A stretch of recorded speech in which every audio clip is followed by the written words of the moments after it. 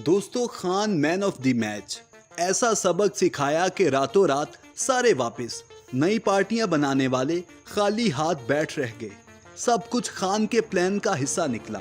तलाल चौधरी, ख्वाजा आसिफ और राना सनाउल्लाह खुद पर काबू न रख सके। खान ने सूद समेत कर्ज चुका दिया। छोड़ने वालों की दिनों में वापसी। तरीन साहब को शदीद तरीन धचका। सारे मौसमी पंछी खेत चुग कर उड़ गए। खान ने फिर से दाना डाल दिया या कुछ और। जमान पार्क से बड़ी खबरें, अहम मुलाकातें शुरू। 14वीं पीडीएम जमात बनते ही कासिम के पापा ने भी अपना जानदार पत्ता फेंक दिया। प्रेस कॉन्फ्रेंस में खुडे लाइन लगे बैठे मुसर्रत जमशेद चीमा की आंखें खुल गई।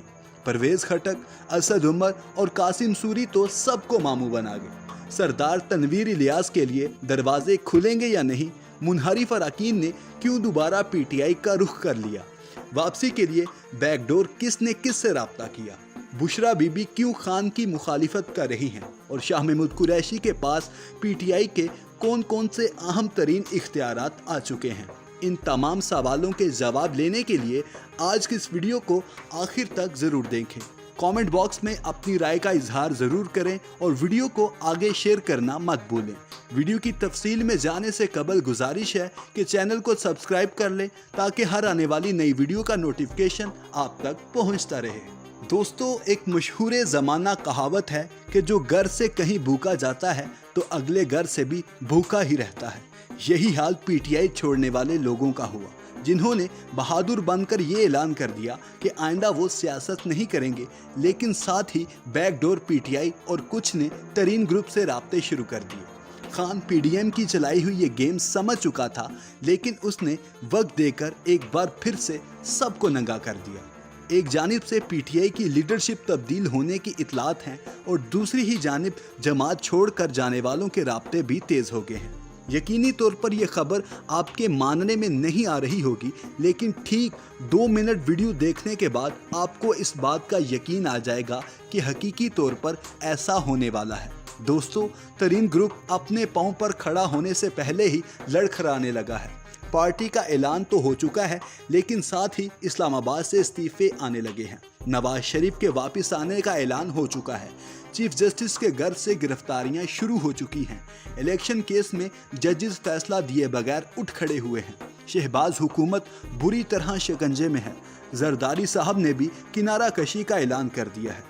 इसी दौरान जहांगीर तरीन पार्टी के रंग उड़ने लगे हैं और इस्तेहकाम का नाम सुनकर भागने वालों ने वापस खान का रुख कर लिया है। आइंदा चंद ही दिनों में ऐसे हालात पैदा होने वाले हैं कि पीडीएम की तमाम पार्टियां आपस में उलझने वाली हैं। सिर्फ पीछे एक ही जमात दोबारा अपने पांव पर खड़ी होगी, जो कि खान की पीटीआई है। कहते हैं कि सियासत सिर्फ मनसब का नाम है, खा वो किसी भी पार्टी में मिल जाए, और फवाद चौधरी समेत जाने वालों को अपना मुस्तकबिल अब किसी और जमात में नजर नहीं आ रहा। हुकूमत की जानिब से इलेक्शन का ऐलान किया जाने वाला है, यानी आइंदा अक्टूबर में मुमकिना तौर पर इलेक्शन करवाए जाएंगे, जिसमें पीटीआई की जीत वाज़ेह होगी। दोस्तों, चीफ जस्टिस उमर अता बंदयाल ने नामजद chief justice of Pakistan justice Qazi Faez Isa के खिलाफ साबिक हुकूमत की दायर करदा क्यूरेटिव रिव्यू की दरखास्त मौजूदा इत्तेहादी हुकूमत की जानिब से वापस लेने पर खारिज कर दी। चीफ जस्टिस पाकिस्तान उमर अता बंदयाल ने विफाकी हुकूमत की जानिब से क्यूरेटिव रेफरेंस वापस लेने की दरखास्त मंजूर करते हुए 13 सफ़हात पर मुश्तमिल तहरीरी हुक्मनामा जारी कर दिया। फैसले में चीफ जस्टिस ने कहा कि पाकिस्तान के कानून में क्यूरेटिव रिव्यू की कोई गुंजाइश नहीं है, लिहाजा जस्टिस काजी फायज ईसा के खिलाफ क्यूरेटिव रिव्यू वापस लेने की बुनियाद पर खारिज की जाती है।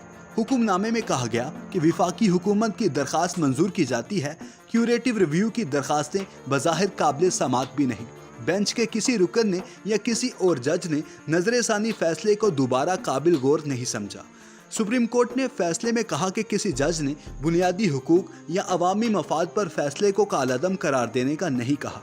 ऐसे किसी अदालती नुक्ता नज़र की अदम मौजूदगी में दोबारा नजरसानी की दरख्वास्त का जवाज़ नहीं बनता। ख्याल रहे कि चीफ जस्टिस उमर अता बंदयाल की 10 अप्रैल को विफाकी हुकूमत की जस्टिस काजी फायज ईसा के खिलाफ क्यूरेटिव रिव्यू रेफरेंस वापस लेने की दरख्वास्त पर फैसला महफूज किया था।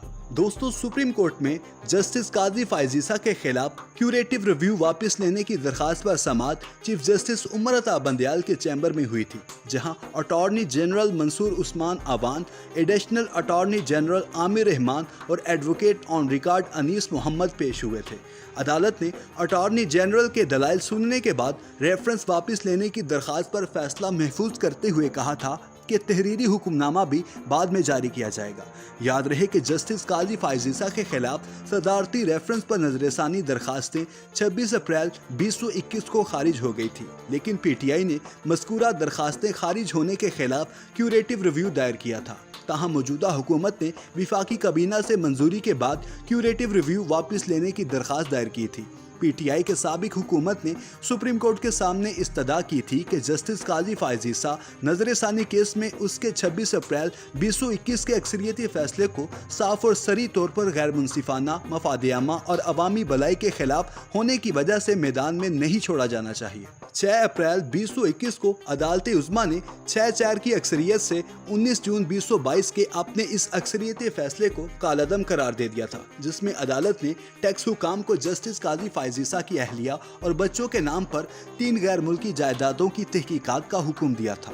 क्यूरेटिव अपील सदर डॉक्टर आरिफ अलवी, सेक्रेटरी कानून के तवस्सुत से साबिक विफाकी हुकूमत, साबिक वज़ीर आज़म इमरान खान, साबिक वज़ीर कानून डॉक्टर फ़रोग़ नसीम, साबिक मुशीर बराए एहतसाब शहजाद अकबर वगैरह की जानिब से दायर की गई थी। क्यूरेटिव रिव्यू में दलील थी कि 26 अप्रैल के अक्सरियती फैसले ने अदालती एहतसाब के दरवाजे आम तौर पर बंद कर दिए हैं और साथ ही रिकॉर्ड पर आने वाले इल्ज़ामात और मालूमात के हवाले से जस्टिस काजी फाइज ईसा के एहतसाब के दरवाजे भी बंद कर दिए हैं।